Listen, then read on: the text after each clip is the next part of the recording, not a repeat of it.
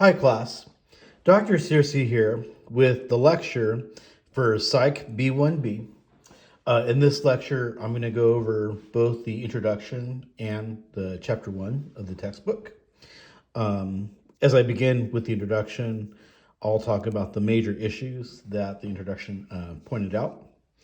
There were basically two major issues, and each one was presented by a relatively ancient philosopher. The first philosopher that I'll talk about was a man named Gottfried Leibniz. He was a German mathematician / philosopher who lived between 1646 and 1716. The major issue that he thought about in his time had to do with the question, why is there something rather than nothing? Right? What he's getting at with this is, why do we live in a universe that supports life? Why is it that the universe is existing in such a way where it can support organisms such as ourselves? As we start to think about this question, one other question that starts to emerge is, well, if we do live in this universe that supports life, is there some kind of purpose to life? Is there some kind of reason why we exist?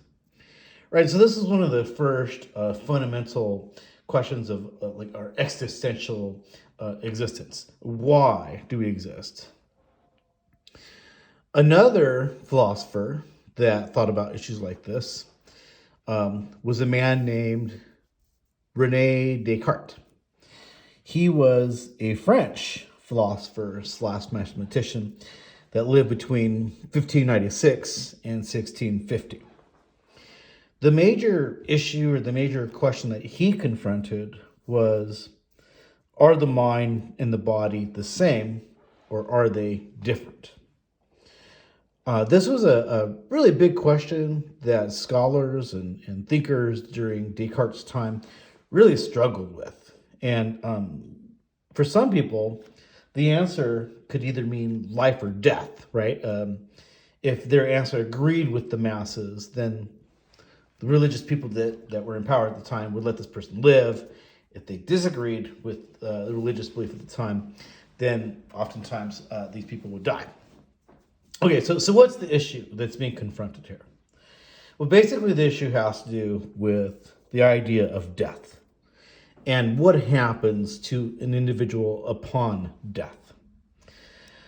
We're talking about two qualities of existence while we're alive, right? And that those two qualities are the fact that we exist with a body that lives, but then it's also thought that as we exist, we have a soul that lives as well, right? And the soul can be thought of as maybe one way of thinking of what the mind is.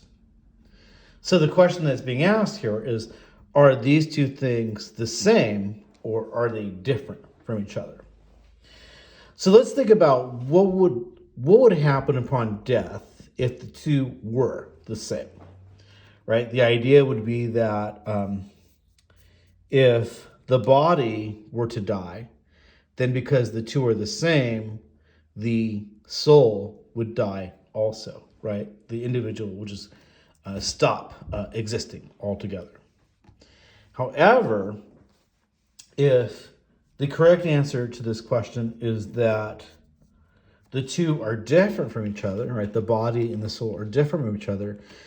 Then one thing that this might mean is that when the body would die, the soul would continue to live, right? It would stay alive.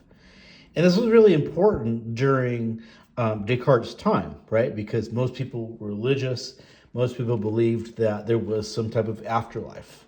And so most people, right, particularly if you were religious, you believed that the body and the soul were different because your soul continued to exist after your body died.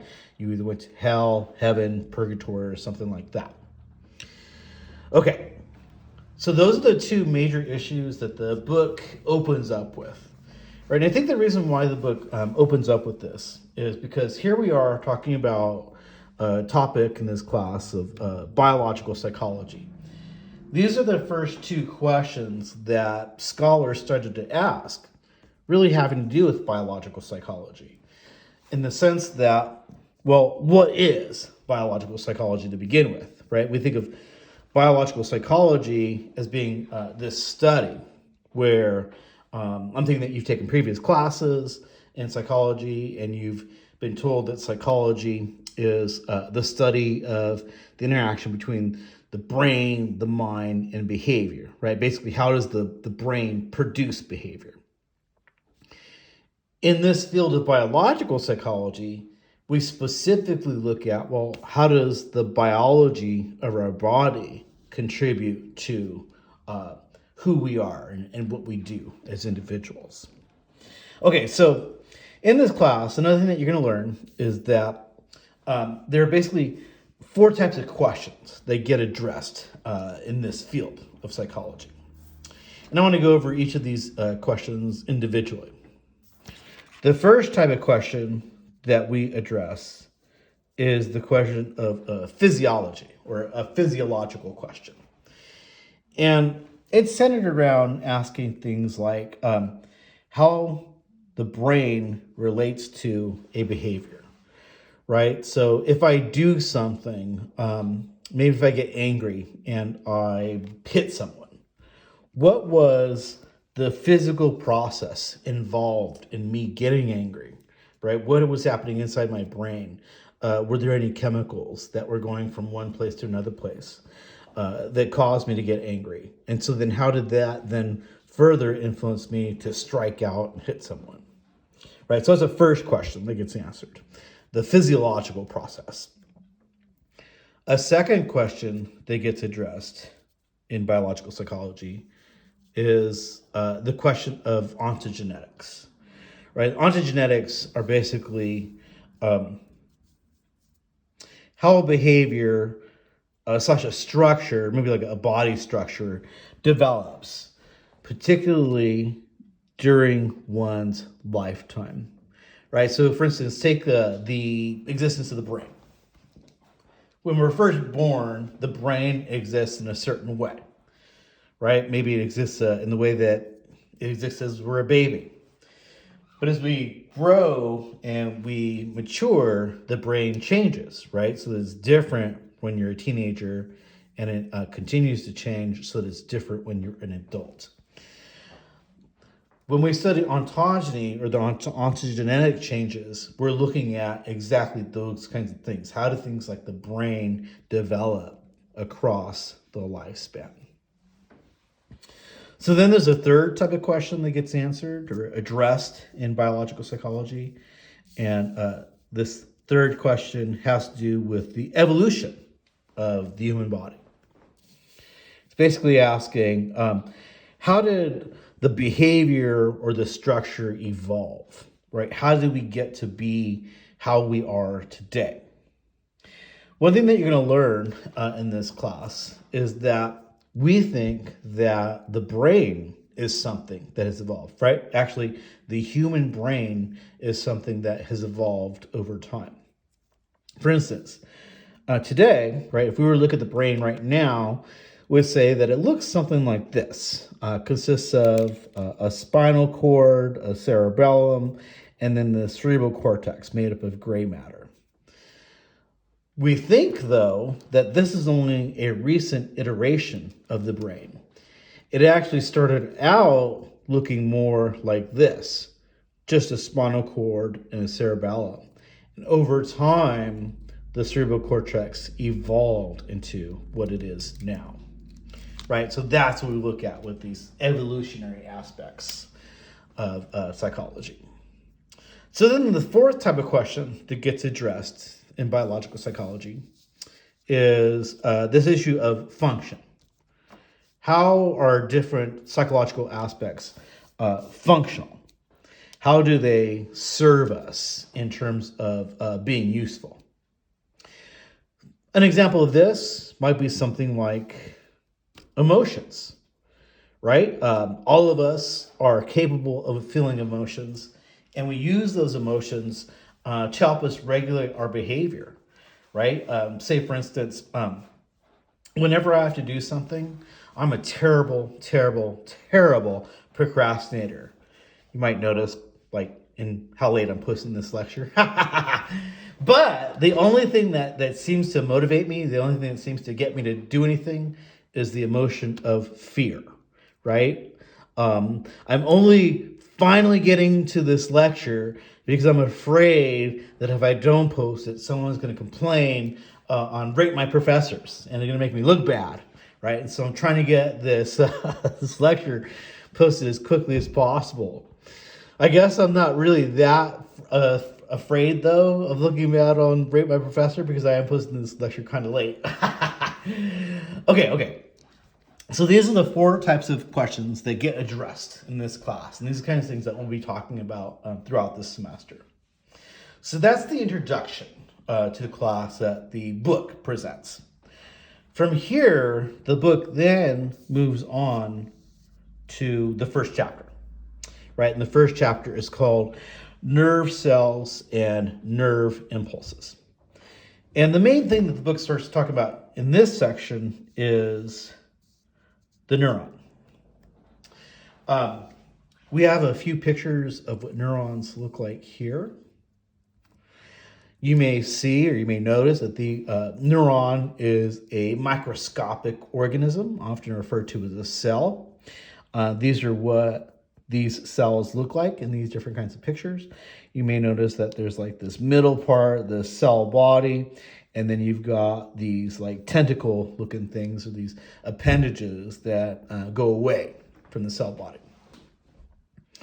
We're going to talk about the neuron first because it's thought of as the most central part of biological psychology, right? It's the most central part of what the human being does in terms of being alive. Okay, so if the neuron is so important, let's describe what it is. To begin with, let's note that a neuron is an electrically excitable cell, right? So in this definition, we're saying that we already recognize that it's a cell. We already recognize that it's this microscopic organism. The one thing that we want to understand now, though, is that it's an organism that can be controlled or react to electrical stimulation. Okay, so if that's the case, something else that we want to know is, well, what is the neuron built to do? Why does it exist? What is it built for? The answer to that question is that it's built to communicate with other cells, or that's basically its reason for existence. The neuron grows up in a network of other neurons, and they spend their entire lifetime being connected to each other and talking to each other. Okay. Maybe I shouldn't say connected to each other. I should say residing near each other. And I'll explain that in a moment.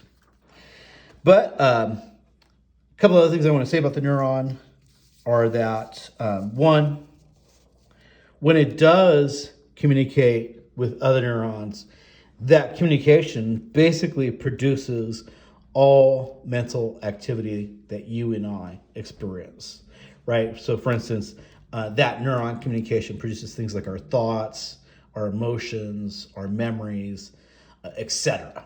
Basically any sensation that you're aware of or that you're capable of feeling is produced through neurons communicating with each other. So, that being the case, we also want to note that there are basically 3 steps in neuron communication, where the first step is that the neuron is going to receive signals from its neighbors. Once it's received those signals, it's then going to process the information that's received. After that information has been processed, then the neuron will transmit a signal of its own to its other neighbors. Okay, so We're going to spend much of this chapter describing exactly how this activity occurs. And to begin doing that, I want to first talk about the neuron's anatomy, right? What is its structure that makes it up so that it is able to communicate?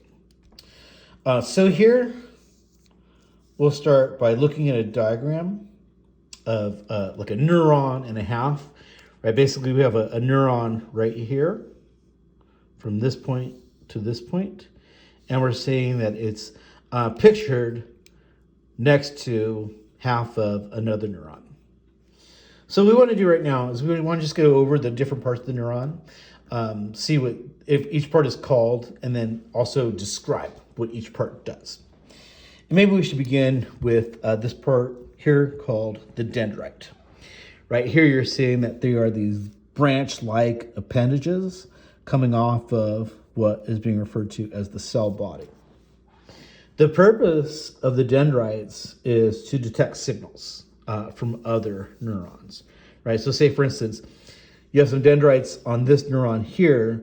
It is waiting for signals to come over from this other neuron.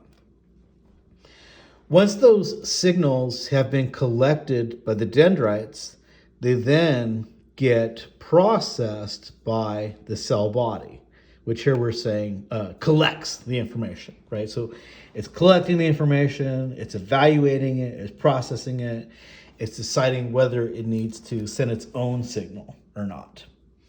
So let's say that the neuron decides that yes, in reaction to the signals that it's receiving, it's going to go ahead and send out its own signal. The way that happens is it's going to get pushed through this long appendage here, referred to as the axon. And so let's just note that the axon is the part of the neuron that's going to transmit the signal. It's going to push it out. As it is pushed out of the axon, you do want to notice that the axon is insulated by something called the myelin sheath. Basically, the myelin sheath is made up of these things called glial cells. And you can think of this as like a fatty tissue that insulates the axon, acts like a rubber coating to help the signal travel down the axon more quickly and efficiently. You may also notice that in between each of these chunks of the myelin sheath are these little exposed areas of the axon called the nodes of Ranvier. And we'll talk about why those are important in a moment. Before we do, though, let's think about what's happening with the rest of the neuron. So we're saying that signals have been received at the dendrites, they've been processed through the cell body. Now a new signal is going to be pushed out the axon. The way it's actually going to leave the neuron, though, is it's going to escape out of these things called terminal buttons, right? So we could say that the terminal button is the thing that actually releases the signal. Now, one thing I should note is that I'm referring to this message that's going to get sent out of the axon as a signal. That, perhaps, for this class is too simplistic of a term, right? Maybe that's a term that we would use like in an introductory level psychology course. But since this is a biological psychology course, let's actually name exactly what the signal is. The signal that's being sent out isn't just a signal. It's actually a substance referred to as a neurotransmitter.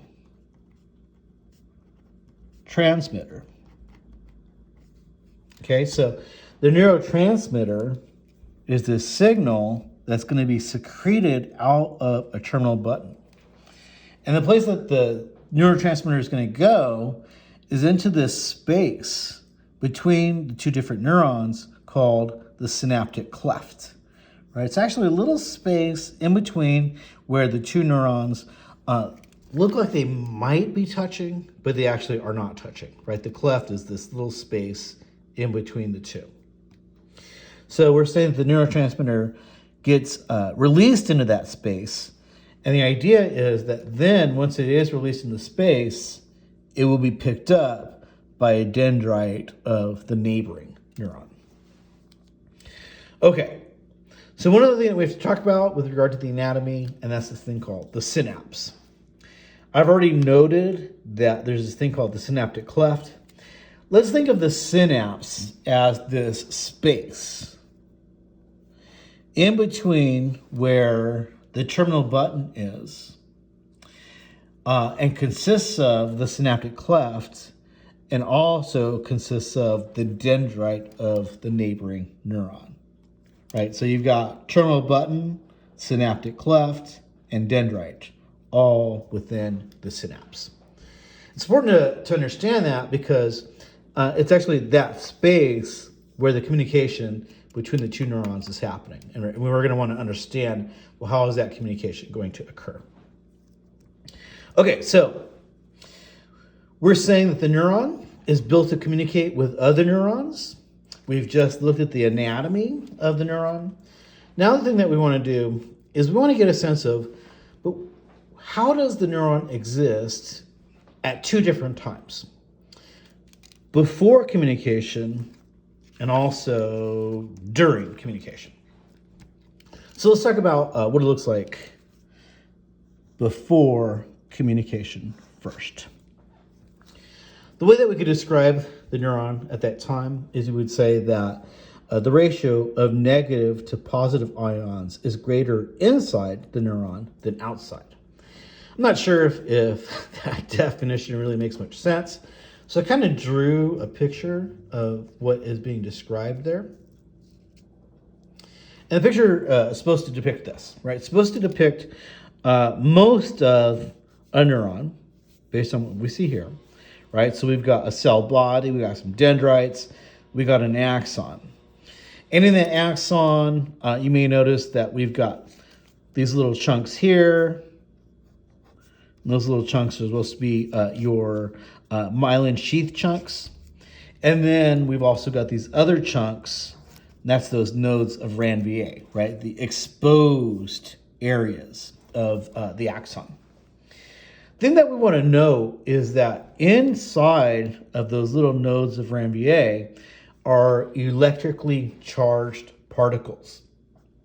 And when the neuron is in a state where it's waiting for a signal, right, before communication, those electrically charged particles are arranged inside the neuron in such a way where there are more negatively charged ions and fewer positively charged ions, right? So you're seeing that here and here.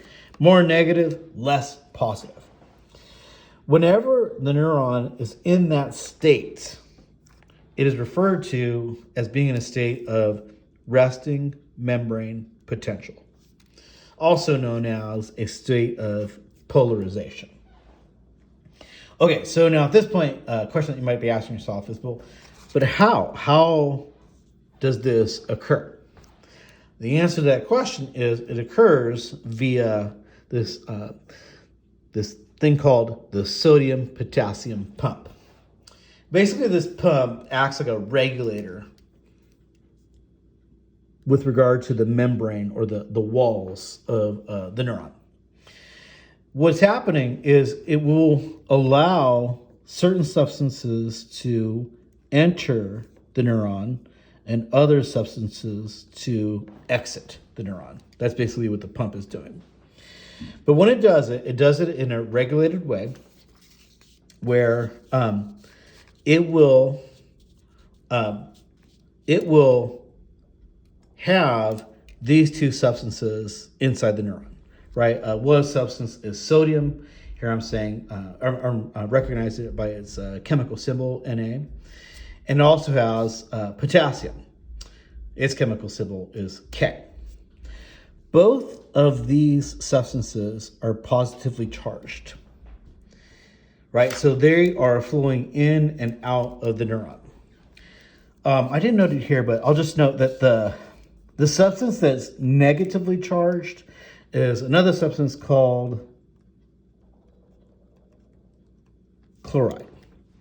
So what you have here is you have these three substances existing inside of an axon. And there are more negatively charged particles inside and fewer positively charged particles inside. The pump is doing this, and the way it's doing it is every time some positive ions are pumped out, there's always 3 ions at a time that are going to exit the neuron. When that happens, those ions that leave are replaced by 2 ions of potassium. Okay, so 3 ions leave, 2 ions come in. And that is this constant reduction in the amount of positively charged stuff that's coming in, whereas the negatively charged stuff remains the same, right? The amount of chloride stays the same. So that's how the cell is able to maintain a state of being mostly negative inside. But then let's think about what happens during communication, right? So now a neuron receives a signal from a neighbor. What's going to happen then? That is going to cause what's referred to as an action potential. And the thing that's going to happen with the action potential is now the inside of the neuron is going to change from being mostly negative inside to now being mostly positive on the inside. When that happens, we're just saying the inside becomes more positive, and there's going to be a series of reactions. That more positive state is going to lead to a signal passing along the axon, right? So it gets squeezed out of the axon. And that's going to then lead to the release of a neurotransmitter into the synaptic cleft. Okay, so in this explanation, we've just talked about 2 really important states of existence for the neuron. Right, the first important state of existence was the resting memory potential, when it's waiting for a signal. We know that it's mostly negative inside. Then the other state that's really important to know is the action potential state, when the inside becomes more positive and it leads to the release of neurotransmitter into the synaptic cleft. Okay, to help you further see how this activity occurs, I've got a little diagram here that further illustrates what's happening, and I'll go over this diagram with you guys. All right, so this is a diagram of an action potential. Here you have a terminal button. Here is the axon of the terminal button. And what you see is at the very bottom, there is the dendrite of the neuron that's going to receive a signal, right? So terminal button here is like right here. This dendrite here is on the other side of the synaptic cleft. So we're saying that now in this diagram, the neuron has received a signal from a neighbor neuron, and now it's going to send out its own signal.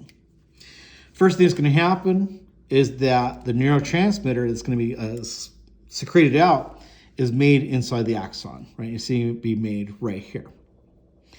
Second thing that's going to happen is the neurotransmitter is going to be stored inside of this thing called a vesicle. Then the third thing that happens is the action potential causes the vesicle to fuse to the presynaptic membrane and release their contents into the synaptic cleft. Right, so this is kind of interesting. The vesicle that's holding the neurotransmitter floats to the wall of the terminal button. That vesicle fuses with the wall. And it's that fusing that allows the neurotransmitter to then escape into the synaptic cleft, where it's going to float around for a little bit until it finds some other or some receptor to latch onto. Right, so that leads to this fourth step.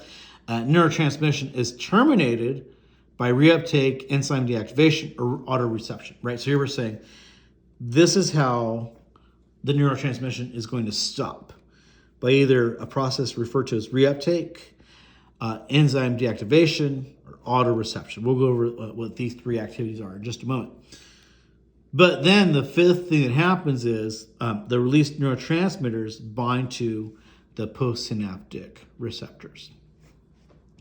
One interesting thing that we want to note is that a neurotransmitter, right, so the substance that comes across, can bind only with this particular type of receptor, which is a key fits only with the right lock.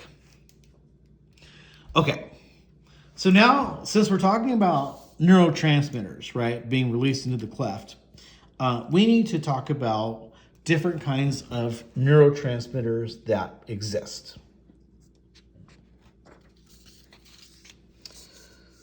And so I'm going to go over a list of different kinds of neurotransmitters, and I'm going to talk about the effect that those neurotransmitters have on the individual. First, we'll talk about adrenaline, right? And we'll say that the effect it is going to have is a fight or flight response in the person that is getting the surge of adrenaline. Right? So think about that time where you're confronted by some kind of threat. You think that you might be able to have to fight your way out of it, or you might just need to flee from the threat. In either case, the adrenaline is going to give you the energy to have either of those two reactions. So then another neurotransmitter that can get distributed is noradrenaline, right? So a substance like adrenaline is going to help you deal with something. But in this case, the effect is going to help you concentrate during the situation. Maybe it's one of those kinds of situations where you have to think really fast, and so the noradrenaline is going to give you that boost where you are able to consider things quickly. This leads to then a third type of neurotransmitter. This is dopamine. Anytime dopamine gets released into a system, it has the effect of causing extreme pleasure to the person. By the way, I'm sure that you are familiar with several types of illicit drugs that get used by different kinds of individuals. Things like marijuana, heroin, methamphetamine. All of those drugs cause a specific type of neurotransmitter release. And that specific type of neurotransmitter release that occurs, right, anytime someone uses marijuana, heroin, methamphetamine, cocaine, all of those drugs produce a surge of dopamine inside of the user, right, and a surge of pleasure. And that's why that user is using that drug, to get that surge of dopamine that is going to provide the surge of pleasure. So then another neurotransmitter that exists is serotonin. This has been found to be a really important neurotransmitter in terms of mood regulation or mood stability, right? Anytime someone has a nice flow of serotonin being released from neurons, it's going to lead to that person feeling just right. Not too happy, not too sad, just somewhere in a nice middle. Okay, so then continuing describing different kinds of neurotransmitters, another one that we could talk about is a substance called GABA. This is a substance that has a calming effect on the person. Right, so think about maybe being anxious or worried about something. If you get a surge of GABA, those worries seem to melt away. Then there's also acetylcholine. Anytime this neurotransmitter gets released, it produces a feeling of, or a sensation of being able to learn more quickly, take in information and concentrate on that information. Then there also is glutamate. Whatever glutamate is released, it causes an increase in memory ability. And then the last neurotransmitter that I want to talk about is endorphins. anytime we get a kick of endorphins, or endorphins being released from neurons, it produces a feeling of euphoria, which is a sensation of like great pleasure, great happiness.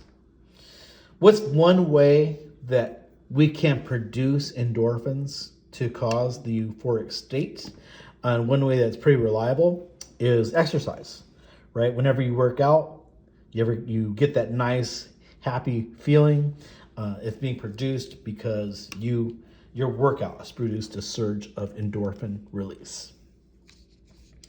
Okay, so at this point, we've been talking about different neurotransmitters and their effects.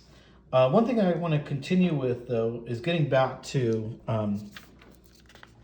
the part of the diagram here where we're talking about this fourth step where the neurotransmission is going to be terminated, right? And here we're saying that it's going to be terminated either through reuptake, enzyme deactivation, or autoreception. Last thing I want to describe in this lecture is how each of those three activities might occur, right? So I refer to these as three types of neurotransmitter interruption. First one that we saw there was reuptake. It's basically just defined as a reabsorption of a secreted substance by the cell that originally produced and secreted it. And we've got a little drawing of what that looks like here, right? So we can think of this as our sender neuron here, and this is our receiver neuron here. This neuron is having an action potential where it's releasing some neurotransmitter into a synaptic cleft. Here, the neurotransmitter that I'm thinking of in particular is dopamine. What's going to happen is it's going to release the dopamine to the cleft, and in reuptake, we're saying that it's going to go and it's going to settle on a dopamine receptor on the dendrite of the neighboring neuron. But after it has stimulated that receptor for some period of time, the reuptake is where that neurotransmitter leaves the receptor that's on and is taken back up into the neuron that it came from. Okay, so then there's a second way that neurotransmission can be deactivated. That's through enzyme deactivation. Here the description is that an enzyme changes the structure of a neurotransmitter so it's no longer recognized by the receptor. So maybe one thing that we need to know is, well, what's an enzyme? Let's just say that an enzyme is simply a microscopic organism, and it's going to exist in a synaptic cleft, right? So again, you got a sender neuron, a synaptic cleft, and a receiver neuron. Here, again, you've got some dopamine being released into the synaptic cleft, but this time what's happened was as it was making its way to the receptor of the receiver neuron, the dopamine molecule made contact with an enzyme, and the enzyme basically tore it apart. It caused it to be altered in shape so that it's now no longer recognized by the receptor. It will not be able to hook up to the receptor. So then there's the third way that the neurotransmission can get interrupted, and that's through autoreception. Here we're saying that autoreception is where you have these things called autoreceptors located on a presynaptic nerve terminal, and it serves as part of a feedback loop to control production and release of neurotransmitters. Right. So again, we've got a sender neuron, we've got a synaptic cleft, and we've got a receiver neuron. Here we're saying that these autoreceptors are like these little antennae that are sitting on the edge of the terminal button. The terminal button has released some dopamine into the cleft, and these little antennae or these radar are scanning the cleft, seeing how much dopamine or how much neurotransmitters are in the cleft. At some point, those autoreceptors are going to say, okay, We have enough dopamine released. Shut it down. As a matter of fact, that's exactly what I've got to say about this lecture. Okay, so that's everything I've got to say. That's everything I wanted to say for the introduction and chapter 1. Thank you for your time, and I look forward to seeing you in the lecture for chapter 2.